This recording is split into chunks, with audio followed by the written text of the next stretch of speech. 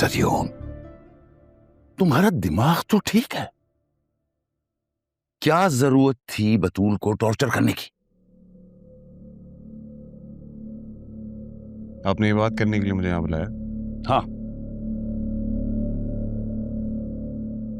हर बात ऑफिस में या तायाजान के घर में नहीं की जा सकती। किसने बताया आपको? एक दफा पहले भी तुमने ये हरकत की थी। केस बना था तुम पे यूके में, फिर वही दोहरा रहे हो। हमें यहां पे कुछ टाइम लगेगा, वक्त है भी निकलने में। आराम से टाइम पास करो, क्या जल्दी है तुम्हें? डैड, मैं आप ही का बेटा हूँ, क्या करूँ, बोर हो गया। जब से पावर आई है हाथ में, दिल भर गया मेरा। तुम भूल रहे हो कि विल के बारे में बतूल को पता नहीं। फिर ये विल बाहर आ गई ना तो मसला हो जाएगा। ऑनरशिप तुम्हारी बीवी के नाम हो जाए तो ये सारा काम आसान हो जाएगा। बना के रखो अपनी बीवी के साथ। बात तो ठीक कह रहे हैं आप। ठीक है, मैं उससे बात कर लूंगा, मना लूंगा उसको। लेकिन असल मसला जो है ना, वो बहुत खतरनाक है। सारी प्रॉपर्टी तो राहा के नाम पर। जरियन, वक्त कब पलटता है कोई नहीं जानता, इसलिए देर बिल्कुल नहीं करनी चाहिए। मैंने अपने वकील से बात कर ली है। अब जो भी समेटना है जल्दी जल्दी समेट लो। रहा आ गई ना तो हमारा सारा प्लान चौपट हो जाएगा। अगर उस वक्त तुमने बाप की बात मानी होती ना, तो आज ये सब कुछ हासिल करने के लिए तुम्हें इतनी मेहनत ना करनी पड़ती। हमें ये सब कुछ बहुत जल्दी में करना होगा। बिक तो सब कुछ जाता है, बस अच्छा खरीदार होना चाहिए। ठीक है फिर डैड, हमें राहा को वापस इस घर में लाना पड़ेगा। वैसे भी दादा जान की आखिरी ख्वाहिश थी कि मेरी और राहा की शादी हो, तो ये शादी तो जरूर होनी चाहिए। बतूल को अपनी जिंदगी पे ऐसे पॉइंट पे लाके छोड़ूंगा कि राहा को अपनी जिंदगी में लाने में कोई मसला ना हो।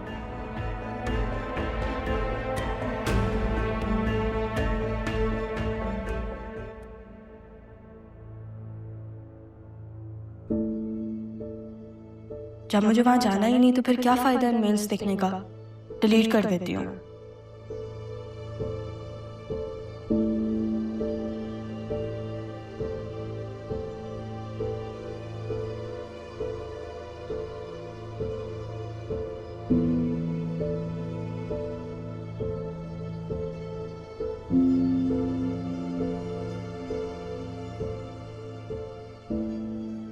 कोई हेल्प चाहिए तो बताना।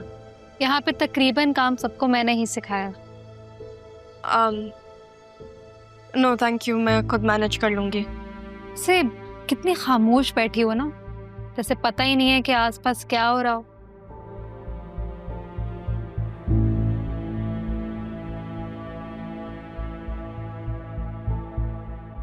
आई थिंक मिस राहा के सर में दर्द हो रहा है।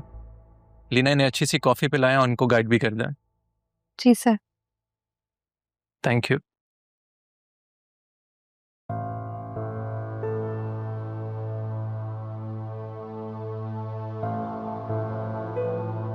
लगता है कि पहली जॉब है तुम्हारी। नहीं, वो मैंने अपने नाना जान की कंपनी जी जॉब का पहला एक्सपीरियंस है।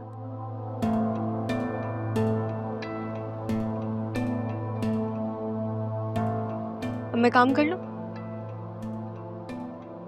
Thank you. खुद को शायद कोई बहुत ऊपर की चीज समझ रही है। आता है मुझे भी ऐसी को ना घर का रास्ता दिखाना, नखरे दिखाकर अपने आप को प्रोमिनेंट करने की। सब समझती हूँ मैं ऐसी लड़कियों की चालाकियों को।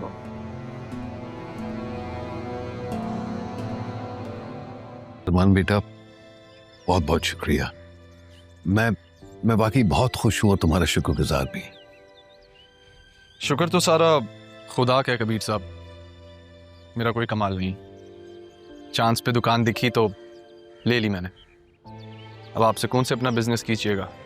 बराए मेहरबानी। लेकिन बेटा, आजकल के जमाने में किसी और के बारे में इतना कौन सोचता है? आपसे एक गुजारिश है मेरी, जी। राह का खास ख्याल रखिएगा। ऊपर से जाहिर नहीं करती वो, लेकिन अंदर से काफी हसास है। अंदाजा है मुझे बेटा, तारा भी बिल्कुल ऐसी ही हुआ करती थी। वो भी दुख कभी जाहिर नहीं होने देती थी। बहुत छोटी उम्र में बहुत तेजी से सदमे मिले हैं उसे, अंदर से बिखर चुकी है वो। उसे बहुत एहतियात से समेटने की जरूरत है। आप बाप हैं, संभाल लीजिएगा। इंशाल्लाह। चले, मैं चलता हूँ, देर हो रही है। अम्मी के साथ आऊंगा, वो बड़ा कह रही थी राह से मिलने का। हाँ हाँ जरूर, जब दिल चाहे।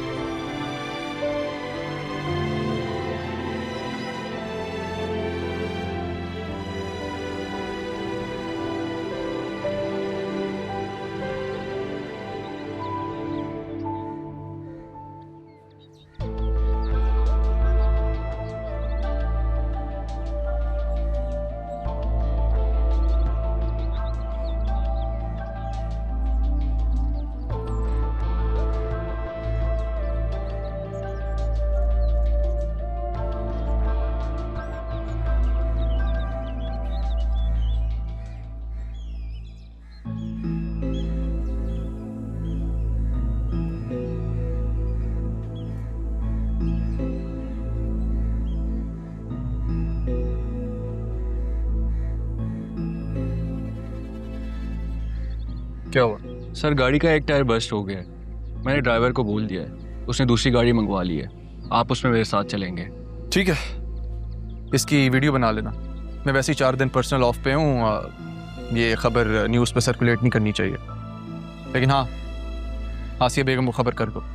ठीक है सर, मैं कर देता हूँ। लेकिन मैं आपको समझ नहीं पा रहा, वो औरत आपकी जान के दर पे क्यों है, और आप उसको दिखाने के लिए सब कुछ क्यों कर रहे हैं? वो इसलिए क्योंकि उस औरत को ये यकीन दिलाना बहुत ज़रूरी है कि जैसा वो चाह रही है सब वैसा ही हो रहा है। एक चूक तो वो कर चुकी है, तुम्हें बिना जाने तुम्हें इतनी बड़ी जिम्मेदारी सौंप दी उसने। उसकी अकल का अंदाज़ा तुम यहाँ से ही लगा लो। देखना, वो तुमसे ये भी नहीं पूछेगी कि ये न्यूज़ टीवी पर क्यों नहीं चली। आखिर मैं एक एक्टिव असिस्टेंट कमिश्नर हूँ, और दूसरा, उसने तुम्हें चूकने से मना किया था ना। देखो जुबैर, मेरी किस्मत बहुत अच्छी है कि मुझे तुम जैसा पीए मिला, और आसिया बेगम की किस्मत का पहिया आकर तुम पर रुका। अब अगर वो किसी और को मेरी सुपारी दे देती तो हम क्या करते? जी सर। अब जाओ, जाकर अपनी मेहनत के पैसे वसूल करो।